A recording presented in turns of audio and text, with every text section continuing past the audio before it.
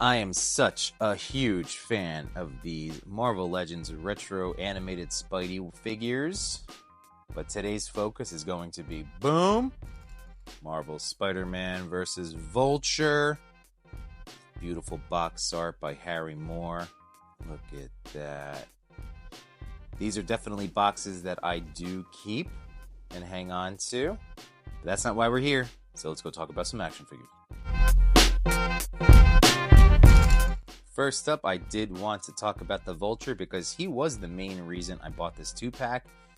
I will say that the Legends team is a little sneaky about who they decide to drop in solo and 2-pack releases, because they've certainly got me on a couple of them, like this Aunt May Dr. Octopus. But that was actually a really great set. I'm not complaining about that one whatsoever because both of those figures were so rad. I'm thinking maybe something like this. I love this Peter Parker figure. The Smythe figure has not been my go-to, but I don't fault it because I also enjoy seeing him up on my shelf. I just haven't taken many pictures of him yet. So the Vulture I wanted to have in the collection, and he's everything that you would come to expect. There's no surprises here. It's a nice buck, pinless. He moves well. The wings port in very easily, and I like that you do get some range of motion there too, because it does have this little indent there to fit over, so you do get some movement. On my stream the night I first unboxed these guys, I was told it's very similar to the Falcon figure in the setup. So I had Falcon sitting around. He's been waiting for Giant Man to come out, so I figured why not? For the comparison's sake and to check it all out, you are absolutely correct. Exact same wings, so you know what you're getting. So he is just a lot of fun.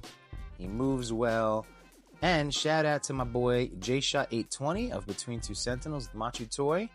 I had asked in the group chat, hey, what's the deal with these two heads? Why is this old man and why is this young man? Is this a father-son team? And a Turtle Boy had to set a Spidey Boy straight that this was in the Vulture's pursuit of eternal youth. So I actually did go back and watched those couple of episodes there, and they're really good. That show holds up. I enjoy it quite a bit. It is second in my tier. Batman the Animated Series is number 1, but then this Spidey show is number 2 in my heart. And yes, those episodes hold up. They're great. Highly recommended, especially if you are interested in this set. So you do get the extra head sculpt. You get a set of fists. It's really all you need with this figure thanks to the wings. So nice job. And again, with the extra head sculpt, we have options. And in this case, it's so story specific. I just love it. In terms of animated Spider-Man figures, this is my favorite one from the show. It is the cell shading, which you do have to kind of get into or be into. I like the look of it, although I would still just take a regular colorway paint scheme over the cell shading, but it doesn't bother me. I also did a little kit bashing on this guy and took the feet off of a Ben Reilly Spider-Man with the articulated toes and put those on there. So this is my go-to definitive. I love this. Is on the Amazing Fantasy Buck. But I was hoping that I was going to get another Renew Your Vows Spider-Man Buck out of this 2-pack. So this is the original Renew Your Vows, but this is with the animated series Spider-Man head sculpt that came in the 2-pack. And there are some differences in the look, specifically really just spider size. And in the back there. Obviously the darker color is there too. And then even physically, from a physical size, which is crazy because this is an adult. This is not a child. And yet, this adult version of Peter Parker just towers over this guy. This goes to my main point that as much as I love the Renew Your Vows, I want this to be the standard moving forward for all Marvel Legends.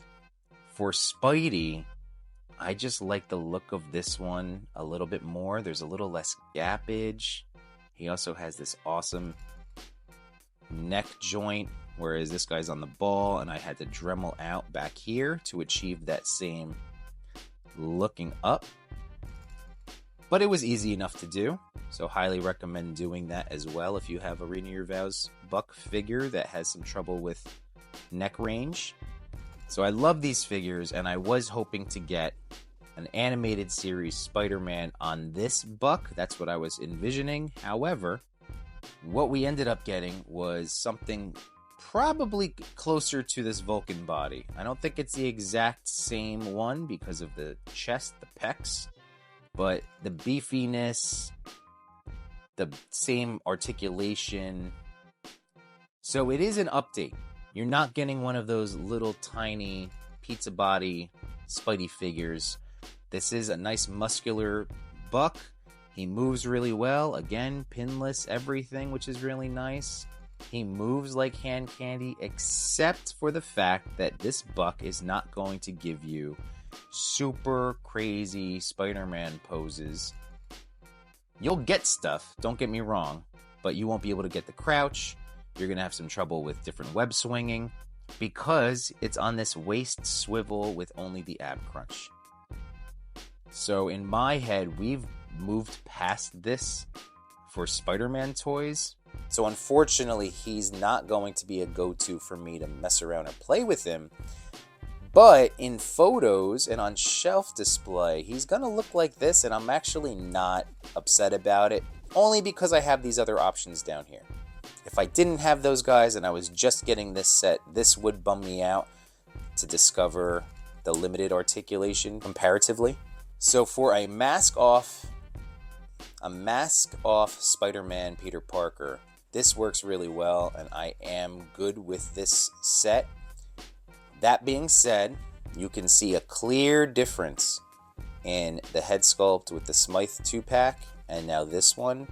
This looks more wax museum, whereas this one's really, really spot on and excellent. So this is going to be my main head sculpt for photography. This will be the look for when he's up on the shelf. So I'm walking a fine line between being disappointed with the set and just enjoying it for what it is. Of course, with me, you guys are here. I'm choosing to enjoy this for what it is and finding pieces to maximize the rest of my photography and collection. The big thing that I also want to point out is if you didn't have the Amazing Fantasy Spider-Man figure, that toy came with these Spider-Man gripping hands. So I now have an extra set thanks to this figure, which is so important for holding anything in toy photography. You want him to have a drink, you want to hold a camera. It's just been really hard because typically you get the splayed out hands, you get the whip hands, get the fists. But having a grip hand for Spidey is really, really nice. So he comes with all of the hands that you'd want, including this set. And the coolest accessory that he does come with is Marvel Legends finally did a mask off for Spidey. Now, it's not ideal. Obviously, the Mafex and Mezco ones do win. But since that is going to live in my Legends Spider-Man accessory bin, that makes me super happy that I will have this as an option for when I want to play around with my Spider-Man Legends. Now, that because of the way it's currently being held, and I do have to mess around and figure out some other styles, the physics of this and gravity of it is bothering me. But like I said, I've only messed around with having him hold this in hand a couple times, so something like this works mentally for me because of gravity, but when I do this and it's out to the side, the physics of that really breaks my brain. So I just have to play around more. I just haven't messed around with other ways to make this work well, because it's got the little grippy part, because he literally is just hanging on to it. So I just have to mess around. It's just a matter of finding what will work with this. Maybe something like this would work. Yeah, I bet I can grip that in there a little bit nicer. But that's so freaking cool. So this really put a big smile on my face regarding the set. The other thing Spidey came with was this Flash Thompson head sculpt. And that is super cool that I have this now. It does remind me a lot of Hank Pym or Steve Rogers head sculpts, but it is different enough where it's definitely Flash and it has that animated look to him. But this is not exactly the reason I'm excited, but throwing this head on the Agent Venom Revoltech, that's going to make me really excited. So final thoughts on this Vulture Spider-Man 2-pack. It's a bit of a mixed bag. At the end of the day, I personally am happy to own these, but I hope I showed you enough of the reasons why you may want to be cautious depending on what you're looking for and how you want to spend your money. For me, I was able to justify enough of these pieces because, again, I'm never going to use this body outside of just living on the shelf. The Vulture is spectacular, but are you going to get enough value out of the additional pieces to make a 2-pack price tag worthwhile? And that's up to you. But for me, definitely enjoy having these guys added to the collection. As you can see, this is just one little piece to my animated retro collection. I have so many more to open up and talk about. So thanks for checking out this video. And you can expect some more Spidey content in the future. But in the meantime, just know that every Sunday night at 8 p.m., I go live to talk about life and toys. Hope to see you in the chat one of these days, but in the meantime, have a great rest of yours now. Bursh.